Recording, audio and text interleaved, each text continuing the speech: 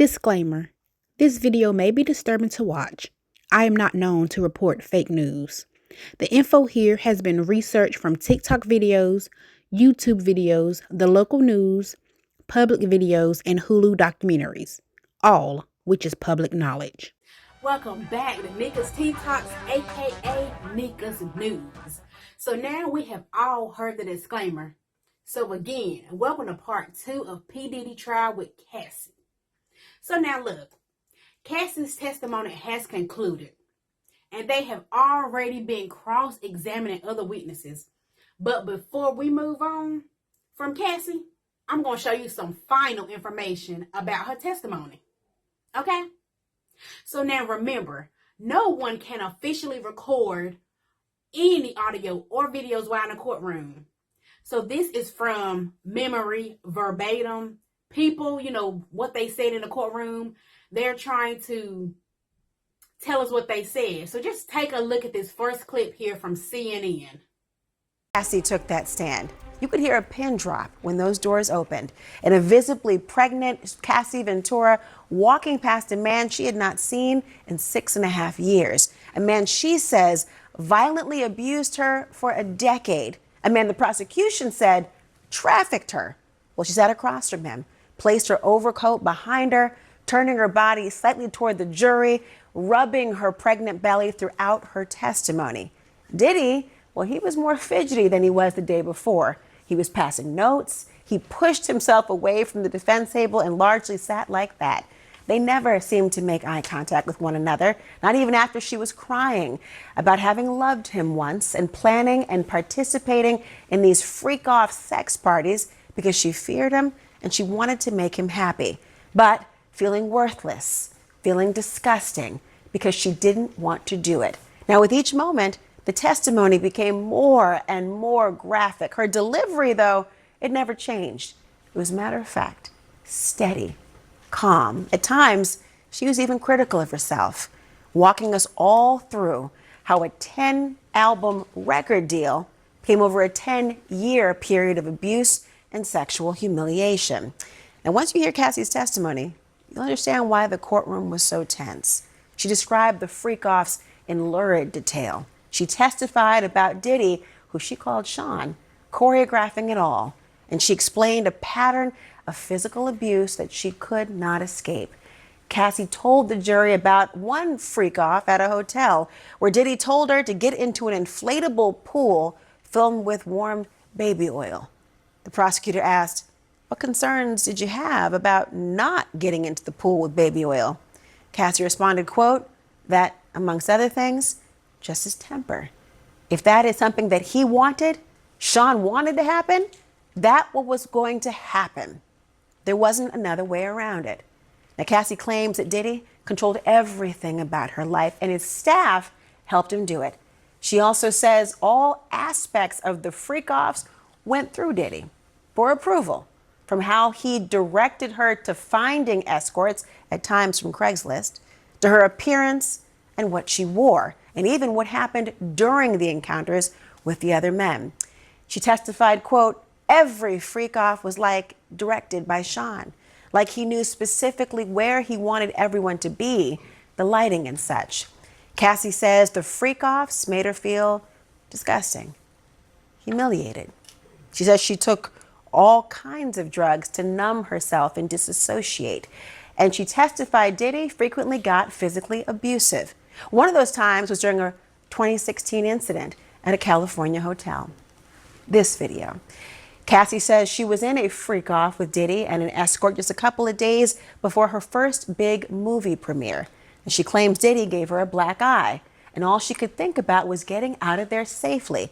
So she ran out while Diddy was in the shower, she says. The prosecutor asked, quote, how many times had Sean thrown you to the ground like that before? Cassie responded, too many to count. I don't know.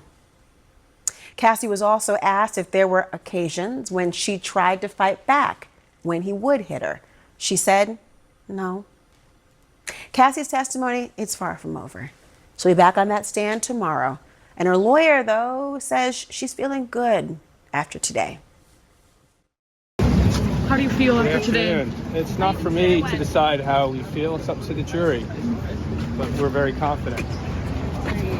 How's Cassie doing after it all? How is she feeling? I know it must have been a lot to kind of recount all those.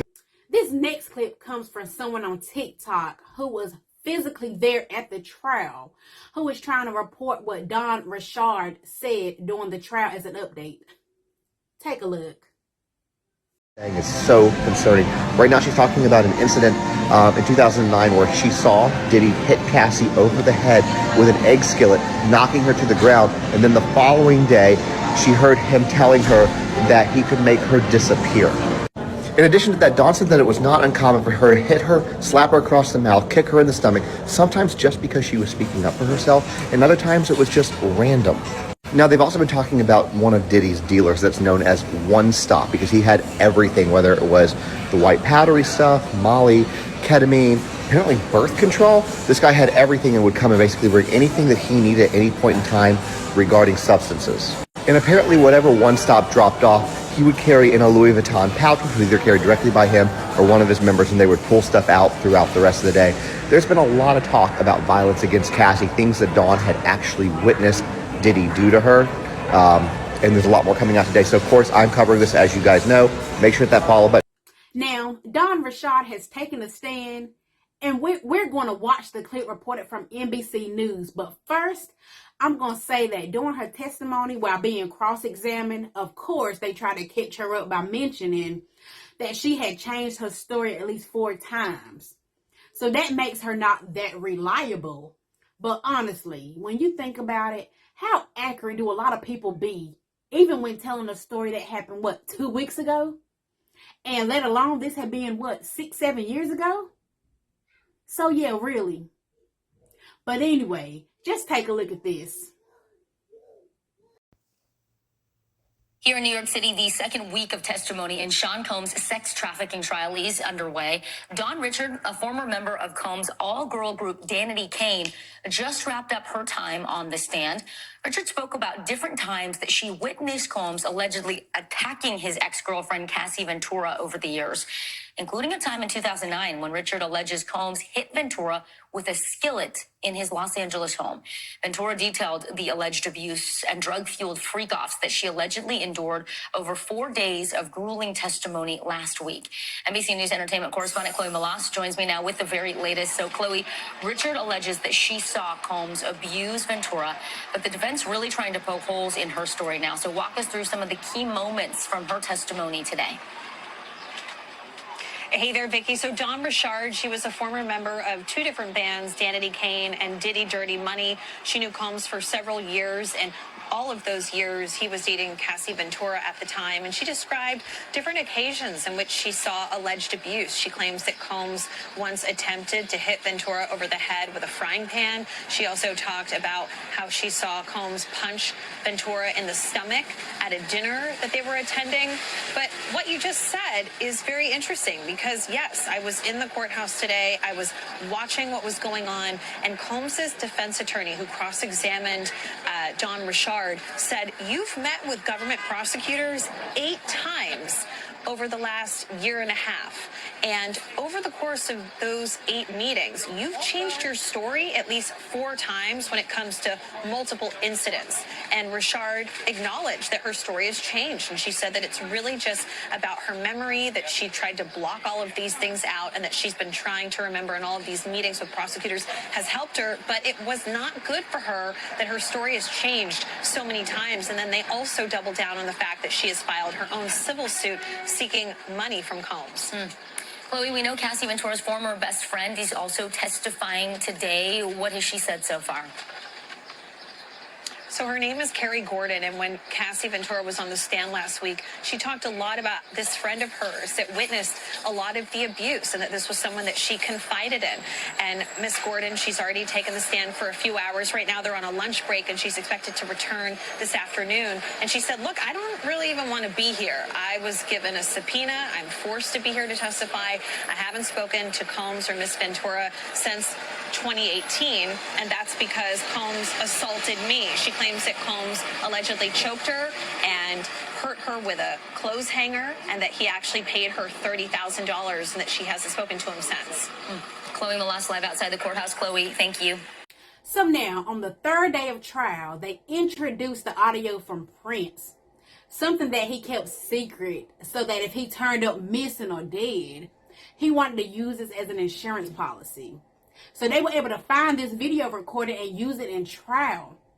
And it was actually revealing the same exact information that everybody had been talking about. Everybody had been testifying about some of the same exact stuff, some of the same locations, details about Diddy parties.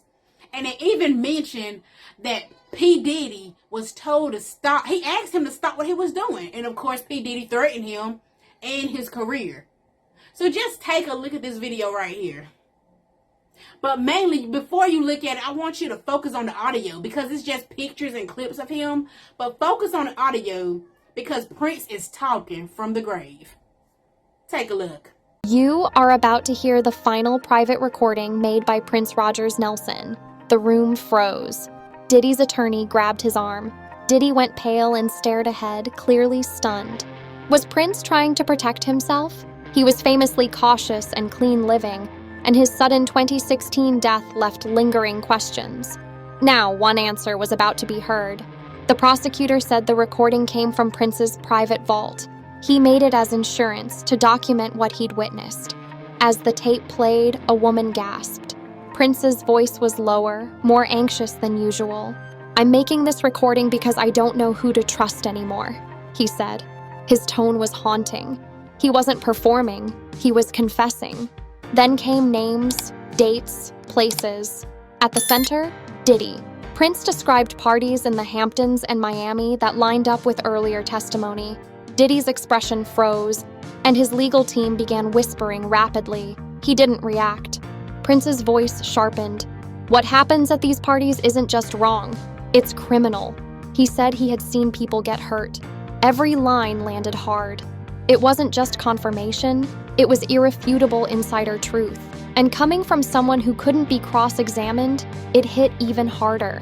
He spoke of a 2015 party, naming guests, 2 of whom had publicly denied attending. He described the home layout in detail, matching prior prosecution exhibits. The courtroom was silent.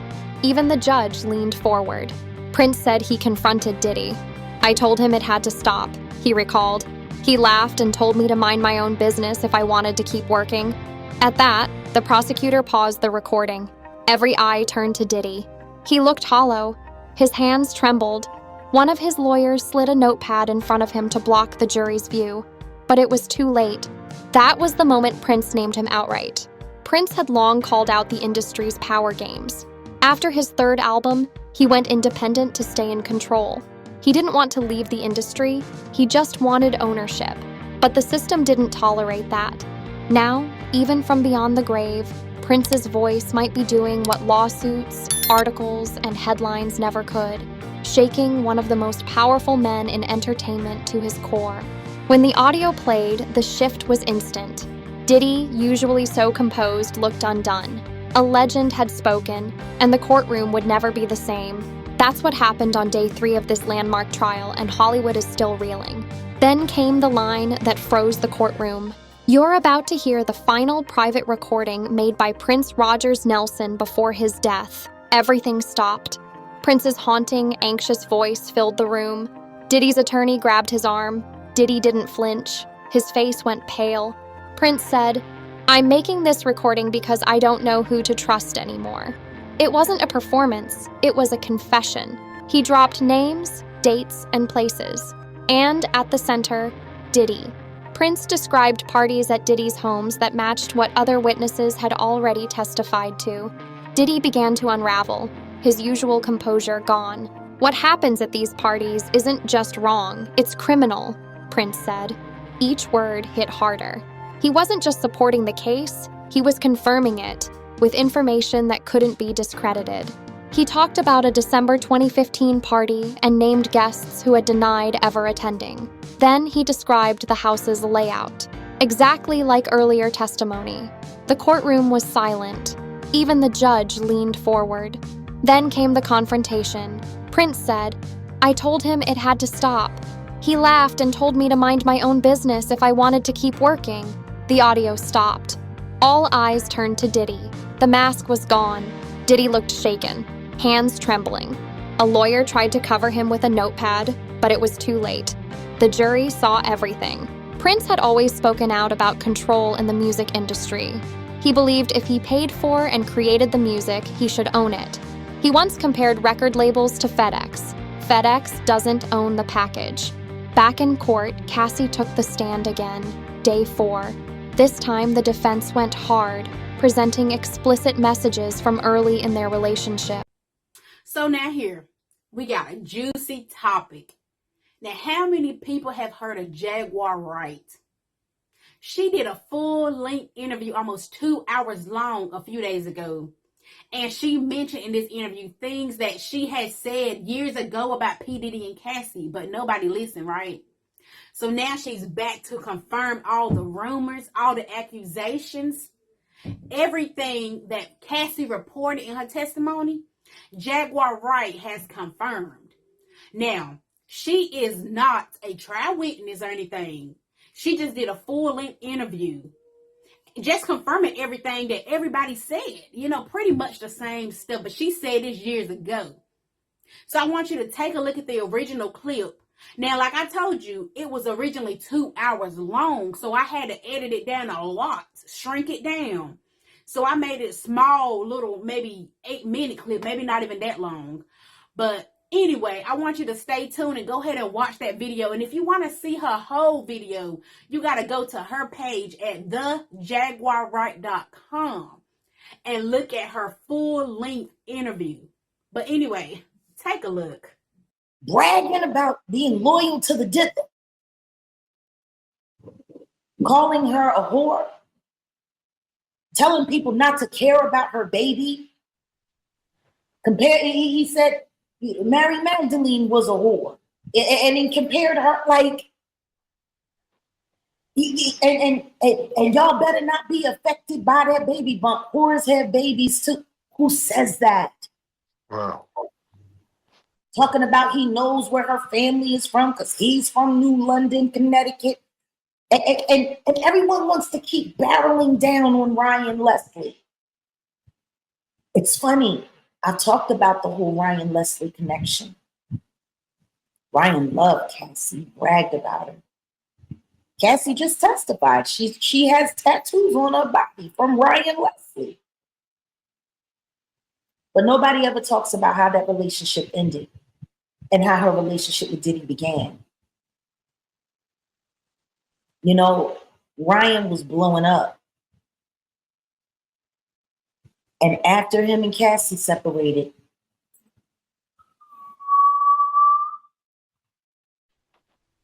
gone. I wonder why. If Diddy has ran around and threatened every other man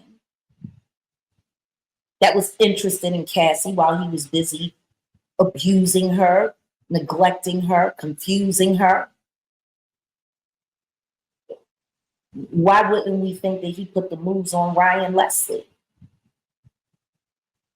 I thought it was interesting when he did Drink Champs, because he just recently, not that long ago, did a Drink Champ interview with Nori and them over on the Peer Pressure podcast.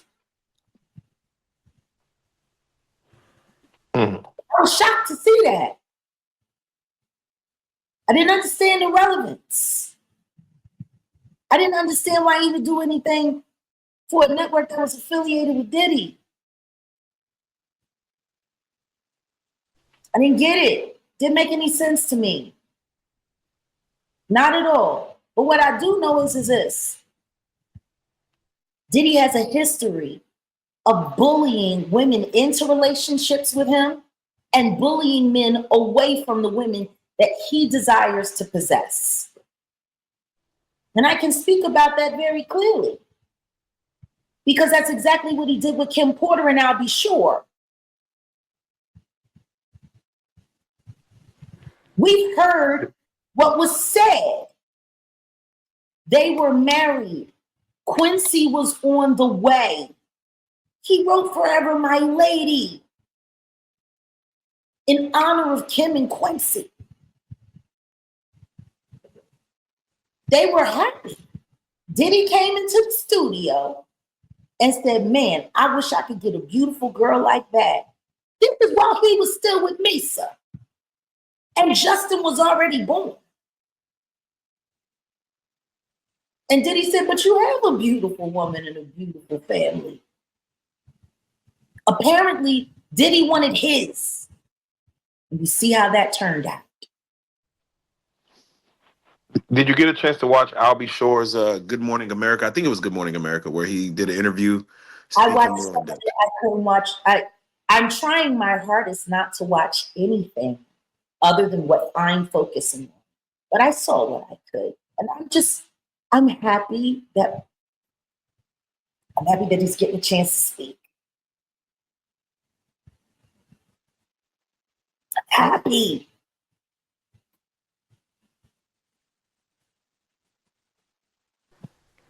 Definitely. And I'm happy that he's there so that he can give accurate accounts from Kim. Because the truth is, if Kim Porter was still alive, she would be the star witness right now.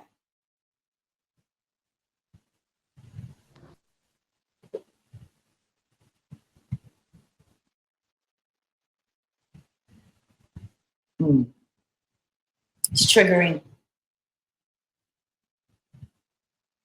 It seems like, speaking of Cassie, it seems like Diddy does have a hold over her, that she can't really speak on it the way, like, I guess being in a room with him, because she hasn't been in a room with him for almost a decade now. And to be there, it seemed like it's hard for her to really say what happened. That effect, they call it Stockholm syndrome. They call it a couple different things, to where she might feel like maybe this is how love is. Can you speak to that with young girls in the industry that comes into, men of power? She was 19 when the introduction happened. He was fully entrenched in her life by her 21st birthday. She was plied with jobs, trips, fun. She was modeling. She wanted to be an artist. She got into acting. Let's be clear.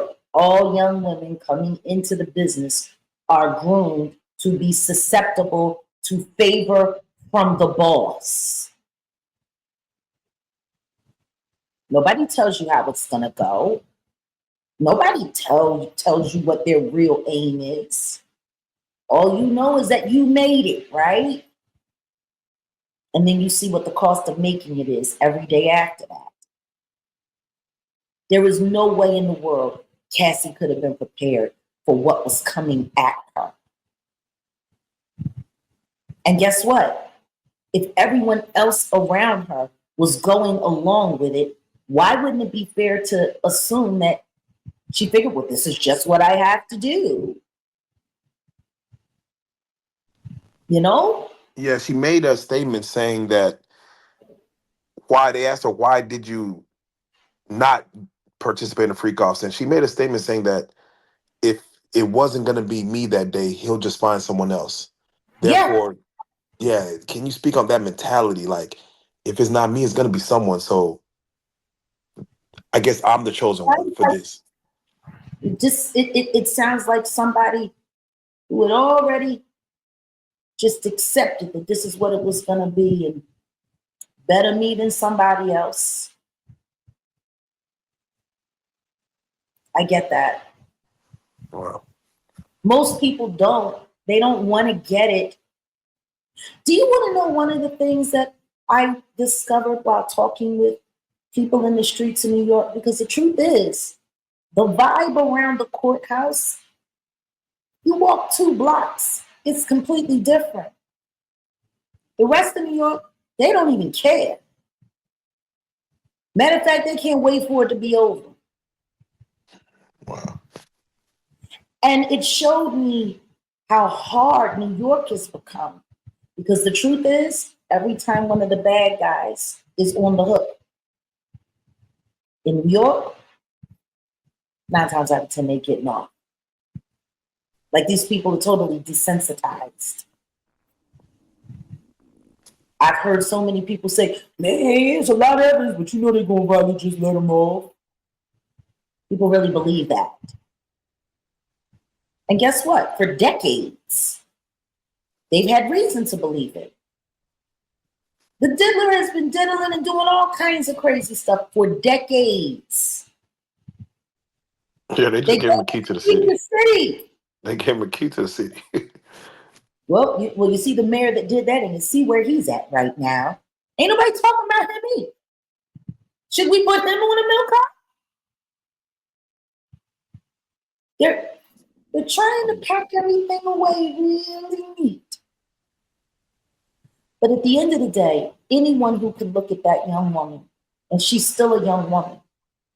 Now look, you can't tell me that Jaguar right didn't have you at the edge of your seat, like getting ready to fall out that thing. Like, I mean, what she was talking about was good stuff. And like I said, I had to edit it, but I mean, I didn't know where to stop because I was just so into it. But at this point, I done daggone made my case. Look, he going to jail. I done made my case. Anyway, but let me come right back, okay? But anyway, let me go ahead and continue what I was saying. But like I said, I done made my case. So take a look at this 50 Cent clip that was made 7 years ago, telling you how P. Diddy was a fruitcake. Just go ahead and watch and let the video speak for itself. Take a look. Now, Fifth, when you continuously call Puff gay, does that affect your relationships in Hollywood? I don't call him gay. I said. Let me read it, Fifth. Oh my God. Sorry I can no longer help you guys. Soon you will all be gay and happy. You are all now left under leadership of Puffy Daddy. Report to the nearest rainbow. Dinner Thieves in theaters January. That's why he says things. He doesn't even know what he's saying is like fruity. You know what I'm saying? Like, he said something fabulous and he goes, but me and you, we ain't party. Like, we need to party. What is he talking about? That's the kind of stuff that when people say that to me, I get a little uncomfortable. I get uncomfortable. Like he said something to me one time, a long time ago, at Chris Lighty's wedding. He told me he'd take me shopping. I looked at him like, what'd you just say? Let me move, man, before I do something. You're gonna make me mess up the wedding. Oh, that's a nice gesture. Let me get out of no, dude, take me. That's what a guy says to a girl. So we have finally made it to the end of this video of part 2. Now, before I end part 2, I'm going to go ahead and interject on part 1.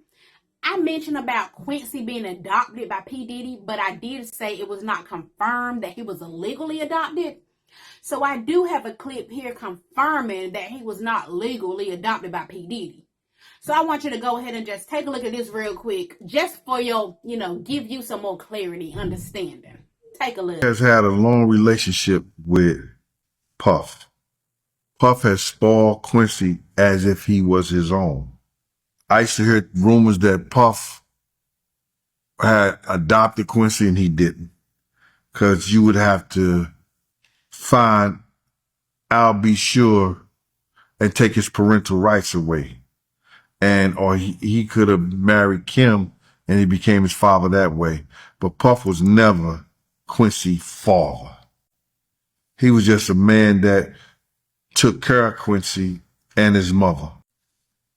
So Quincy has a relationship with him. He has opened some doors for Quincy. So I don't see anything wrong with Quincy supporting him in that way. But if it came down to my personal belief, Quincy is brainwashed as the rest of those people are that be around him. But I think that he's going to see the light. I think Quincy is going to see the light and going to understand that Al is a good dude. And because of his mother, Al did not go at Diddy and go back at Diddy. Because Al, he may not have had as much money as Diddy, but Al had enough dudes in the street that would have went to war with Al. So since I'm not the juror, I'm going to just say this right here. If he's innocent or if he's guilty, I hope the right verdict is chosen. Because with all the evidence people saying, the guy looks bad, right?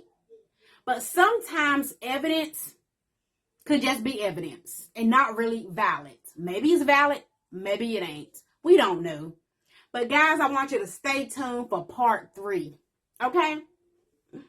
But thank you for watching Neka's News, aka Neka's Tea Talks. Take it easy, and as I always say, it's been real.